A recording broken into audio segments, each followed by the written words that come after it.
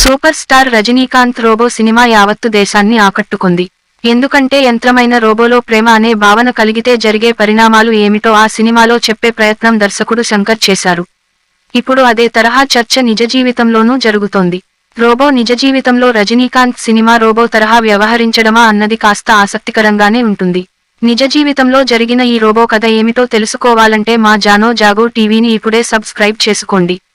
మరిన్ని ఇలాంటి ఆసక్తికర కథనాలతో పాటు రాజకీయ, ప్రజా ఉపయోగకర, సినిమా వంటి ప్రత్యేక కథనాంశాల కోసం మా జానో జాగో టీవీని ఫాలో అవ్వండి. మా లింక్స్ షేర్ చేయండి. వీడియో చూసి ప్రతి ఒక్కరూ ఒక్క లైక్ కొట్టండి. ఇక వివరాలలోకి వెళ్లితే, రోబో సినిమాలో హీరోయిన్ ఐశ్వర్యపై చిట్టి మనసు పారేసుకున్న సీన్ గుర్తుందా? తాజాగా సౌదీ అరేబియాలో ఓ మగ రోబో చేసిన పని శంకర్ సినిమాను గుర్తుకు తెచ్చింది. టెక్నాలజీ ఫెస్టివల్లో ముహమ్మద్ అనే మగ రోబోను ప్రదర్శనకు ఉంచగా, దానికి దగ్గరగా వెళ్లి కెమెరా ముందు మాట్లాడేందుకు ప్రయత్నించిన లేడీ యాంకర్ బ్యాక్ పై అది చేత్తో టచ్ చేసింది. ఈ వీడియో సోషల్ మీడియాలో వైరల్ కాగా, రోబో ప్రవర్తన చర్చనీయాంశమైంది. గత కొన్నేళ్లుగా అన్ని రంగాల్లో రోబోల వాడకం క్రమంగా పెరుగుతోంది. మనం మెల్లగా రోబో యుగంలోకి అడుగుపెడుతున్నాం. ఎలాంటి పనినైనా రోబోలు అలవోకగా, అలసట అనేది తెలియకుండా చేస్తుండటంతో ఖర్చు తగ్గడంతో పాటు ఉత్పాదకత తగ్గుతుందనే ఉద్దేశంతో కంపెనీలు రోబోల వైపు చూడటం మొదలుపెట్టాయి. తాజాగా సౌదీ అరేబియాలో జరిగిన టెక్నాలజీ ఫెస్టివల్ డీప్ ఫేస్ట్లో తొలి పురుష రోబోను ప్రదర్శనకు పెట్టారు. ఇక్కడే ఓ ఆసక్తికర సన్నివేశం నెలకొంది.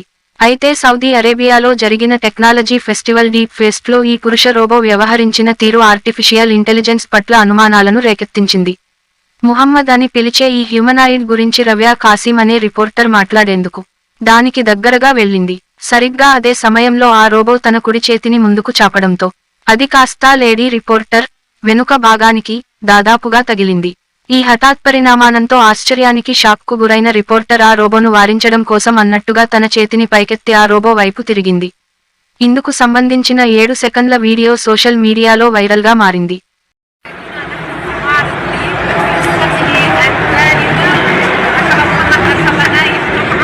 రోబో చేసిన పని సోషల్ మీడియాలో చర్చకు దారి తీసింది. దీంతో ఆ రోబోను తయారు చేసిన క్యూఎస్ఎస్ సిస్టమ్స్ స్పందించింది. రోబో దానంతటదే పని చేస్తుందని ఆ కంపెనీ తెలిపింది. రోబో ప్రవర్తన మామూలుగానే ఉందని, కానీ డెమో ఇచ్చే సమయంలో జనం దానికి మరీ దగ్గరగా వెళ్లకుండా చర్యలు తీసుకుంటామని చెప్పింది. రోబోకు సంబంధించిన ఫుటేజ్ను సమగ్రంగా పరిశీలించామని, రోబో ప్రవర్తనలో ఎలాంటి తేడా లేదని క్యూఎస్ఎస్ సిస్టమ్స్ వెల్లడించింది. రోబో విషయంలో నెటిజన్లు రకరకాలుగా స్పందిస్తున్నారు. కొందరు రోబో చేసిన పనిని విమర్శిస్తే, మరికొందరు అందులో తప్పుబట్టడానికి ఏం లేదంటున్నారు. రిపోర్టర్కు షేక్ హ్యాండ్ ఇవ్వడానికో లేదంటే దూరంగా ఉండాలని చెప్పడానికో రోబో ప్రయత్నించి ఉండొచ్చని, ఆ క్రమంలో రోబో చెయ్యి ఆ రిపోర్టర్కు తాకి ఉండొచ్చని మరికొందరు చెబుతున్నారు. రిపోర్టర్ మరీ దగ్గరగా వెళ్లడంతో ఇలా జరిగిందంటున్నారు. డెమో సమయంలో రోబోలకు తగినంత దూరం పాటించాలని డీప్ ఫెస్ట్ నిర్వాహకులు నొక్కి చెప్పారు. అన్నట్టు ఈ రోబోకు ఓ ఆడతోడు అన్నట్టుగా సారా అనే మరో రోబో కూడా ఉంది. తాము తయారు చేసిన ముహమ్మద్ రోబో మనుషులకు ప్రమాదకరమైన పనులను కూడా చక్కబెడుతుందని క్యూఎస్ఎస్ సిస్టమ్స్ వెల్లడించింది. ఆ రోబో మగది కావడం, ఆ రిపోర్టర్ లేడీ కావడంతో ఇంత చర్చ జరుగుతోందిగాని, ఒకవేళ రిపోర్టర్ పురుషుడై ఉండి రోబో లేడీ అయితే ఇంత డిస్కషన్ జరిగేదా? శంకర్ దర్శకత్వంలో వచ్చిన రోబో సినిమాలో చిట్టి ఎలాగైతే ఐశ్వర్యపై మనసు పారేసుకుందో, ఈ రోబో కూడా యాంకరమ్మపై మనసు పడలేదు కదా. అదే నిజమైతే ఈ రోబో కూడా మగ బుద్ధి పోనిచ్చుకోనట్టే.